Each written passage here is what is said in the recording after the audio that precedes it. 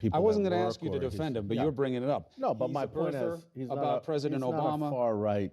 I wouldn't say he's a far right conspiracy theorist. He's a birther. Well, there's people that believe it. I disagree. I believe that Obama was born in the United States. Some people believe. No. I don't think that's far right conspiracy theory. What else is it? If that you're saying that Obama wasn't born in this country and it's not a far right conspiracy, what is it? I don't believe it's a conspiracy theory. It took Obama, 5 years to release his birth certificate. Had he released it like other presidential candidates, it wouldn't have been an issue. A clip from CNN last night, and joining us now to talk more about this is Newsmax CEO Chris Ruddy, who was on the program last night. And Chris, quite an interview there with Mr. Cuomo. What was the impetus for you coming on his program last night? Well, John, thank you for having me on. It's always good to be with you, and I enjoy going on with Chris, even though there's sometimes verbal combat. And one of the questions when they brought me on, he had a screen on that said that Wayne Root was a far-right conspiracy theorist Newsmax host. And I countered that. I said he's not far-right.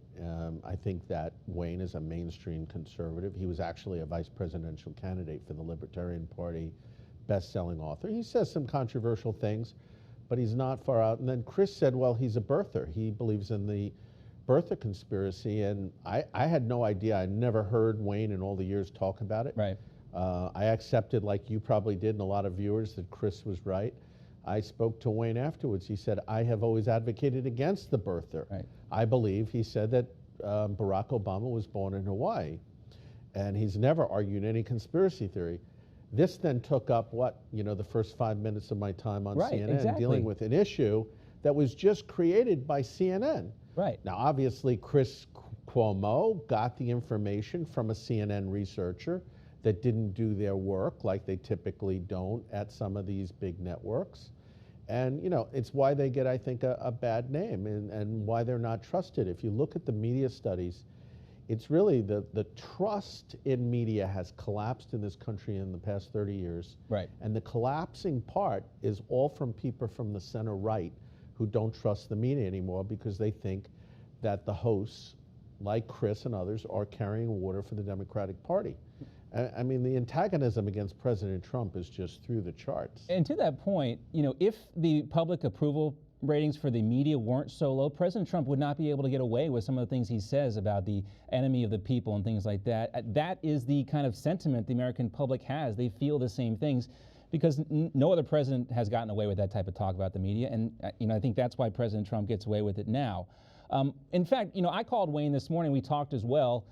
And he mentioned the fact that he was accused of being a birther back in 2013, but he wrote a column answering Rachel Maddow at the time, who called him a birther. And he says this: a birther believes Obama is a foreigner not legally qualified to be president. I have never believed that. Wayne goes on to say, quote, I've always believed that Obama is 100% American. There I said it loudly. I'm the leading critic of the president, but I've always believed him to be American born. And this is the danger you were talking about with these research. Wayne Allyn Root has been on the radio for God knows how many years. He's a talk radio host. You can cherry pick a lot of these comments, but it doesn't really explain the man. But what's worse is Wayne didn't say it, okay? Right. But I'm not Wayne, so he's asking me about Wayne. He says he's a Newsmax host. I don't know everything about every single of our hosts. I know that Wayne's a credible business guy, a credible broadcaster, a known quantity. Again, a little controversial, but never says anything that's completely wrong or false. And Chris says, I don't know what's going on at my network, and I had a birther. And he obviously doesn't know the facts, and he just made up something out of whole cloth against, I think, a fairly reputable good guy named Wayne Root. And right. I think it's part of the syndrome. Look, they don't like Newsmax, so they wanted to have far right wing. They wanted to have conspiracy theory. And as you know, John, you've been with Newsmax for, I don't know, 8 years. Close to 10 years now. And we don't, if somebody's peddling a conspiracy theory, they can't back up with facts. Right. They're not part of the Newsmax editorial team. We don't really have a high tolerance for it. We're very fact-based at Newsmax. We like people with strong opinions, but we have people from both sides of the political equation. But we just think, if you watch CNN or MSNBC, They rarely have. I give CNN credit. They'll have, and tries to outreach and get the president's side, unlike a lot of other hosts, either at CNN Right. or at MSNBC. They've just completely. It's the Trump grievance network. That's what MSNBC has become. And the other thing I think that was duplicitous about what Chris Cuomo did last night is he said he didn't want to give Wayne Allyn Root a platform, but why bring it up in the first place, right? I mean, they wanted to use it for their own advantage to, help support their narrative about this whole situation. But then you quite, rightly pointed out, why don't you bring Wayne on the show? Wayne told me this morning, not one person yesterday reached out to get his side of the story. Not on CNN, not on MSNBC or anywhere else. Look, it was a hit job. They wanted to sort of embarrass me and Newsmax. I think that was the goal. And the truth was, I think it failed. And when people hear the truth, it only makes them more angry. And look, they've been doing this now. I'm like a victim a little bit, right? But they do it every day against the president. You feel like I understand his frustration. And I said on the show, I don't agree with everything Donald Trump believes. Right. You don't agree. Not everybody. Ed Koch once said, if you agree with me 100%, go see a psychiatrist. If you agree with me 80%, he said, I want your support. Right. And I think the president has done a tremendous job, and I mentioned this on CNN, on the economy, on taxes. He's done on deregulation. It's been massive. On foreign policy, he's moved the needle all over the world where other presidents have never even raised the issue of the. China has been murdering us in trade. Right. They have a $600 billion trade deficit. And all the president's saying, he doesn't believe in tariffs. He wants a rebalancing. He wants more money coming back to the United States for jobs and services here to employ more people. I think his heart, the president's heart on this is really good. And I think the American people, that's why a lot of these people, you go out in Iowa, they're standing with him on this. Right, right. And as you know, Chris, a lot of times the ends justify the means in these types of things. It takes a long, you need a long lens to really see the advantage of the situation. We're going to talk to Pat Buchanan coming up more about the trade war with China. But let's talk about President Trump's King of Israel tweet. He was quoting Wayne Allyn Root, who said the Jewish people in Israel view Trump like he is the King of Israel. We should point out there is the Golan Heights part is named after Trump. I believe there's also a coin in Israel with President Trump on it, just to give you some context. But let's also play the president's remarks clarifying what he was saying yesterday when he was asked about his comments about loyalty or disloyalty with American Jews who vote Democrat. Here's the president. They don't want to fund Israel. They want to take away foreign aid to Israel. They want to do a lot of bad things for Israel. In my opinion, you vote for a Democrat, you're being very disloyal to Jewish people, and you're being very disloyal to Israel. And only weak people would say anything other than that. Where do you think this goes from here, Chris? Well, I don't think the president's remarks were anti-Semitic. You could argue they were insensitive a little bit because people have used the disloyalty word against Jews, but that wasn't the context he was using it. He's saying if you're loyal to Israel, you shouldn't be supporting the Democratic Party. Not the anti-Semitic slur, which is that Jews had a dual loyalty between the United States and Israel. Still, it borders, and it gets people a little worried that maybe there's a tinge of that. I've known the man for many, many years. I've never seen.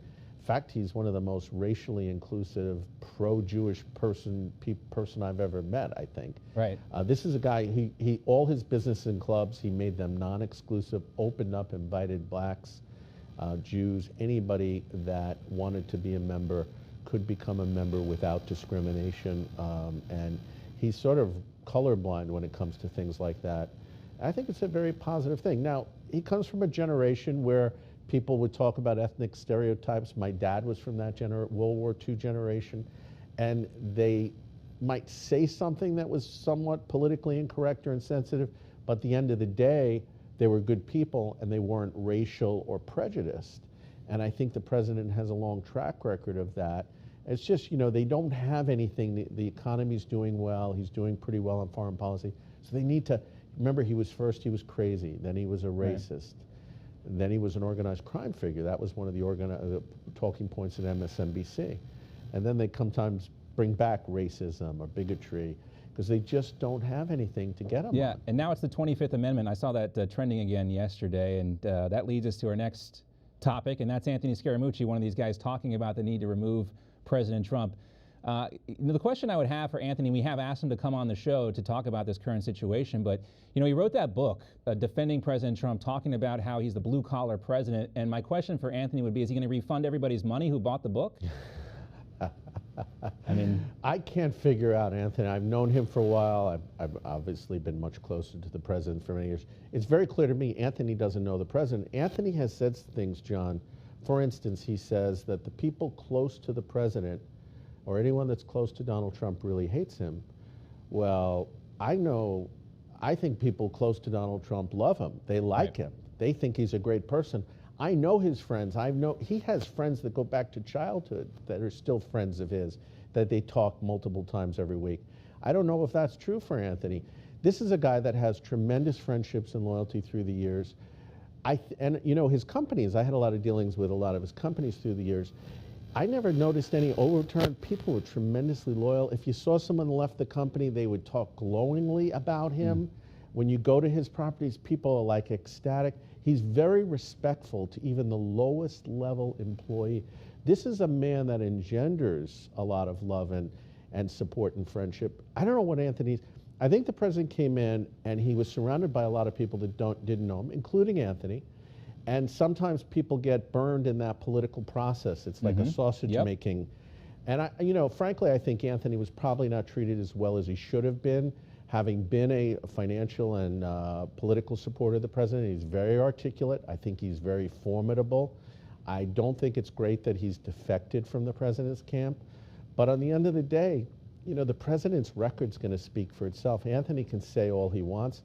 I think he's a general without an army. I'd like to see, he keeps saying, I have all these generals and cabinet members that are going to join with me. Yeah, like who, Anthony? I'd like to get the list together. Well, he was, I guess, on Martha's Vineyard, Martha's Vineyard, partying with Hillary and Bill Clinton, and I guess it was like a welcome home party for him back in the Democratic Party. Maybe he realized he had to go back to Manhattan and to the world of finance, and turning his back on President Trump is. I don't want to ascribe a motive. I think, at the end of the day, I just think look at the results, look at the personalities, and I wish Anthony really well. I don't have any ill will against him, but when he says the president's a racist, I know he knows that that's not true. There's just no evidence of that. If we took 5 minutes, we could find video saying exactly the opposite thing. And I think we played it earlier this week on this program, but we'll see what comes of it. Interesting time to be alive, Chris. Great to see you. Thanks for your time tonight. Well, thank you, John. Appreciate all your work. You just watched Newsmax TV, America's fastest growing cable news channel. Subscribe to our YouTube channel for breaking news and give us a thumbs up. If you like this video, then share it with your friends. Remember, you can watch Newsmax TV live on YouTube. Newsmax TV, real news for real people.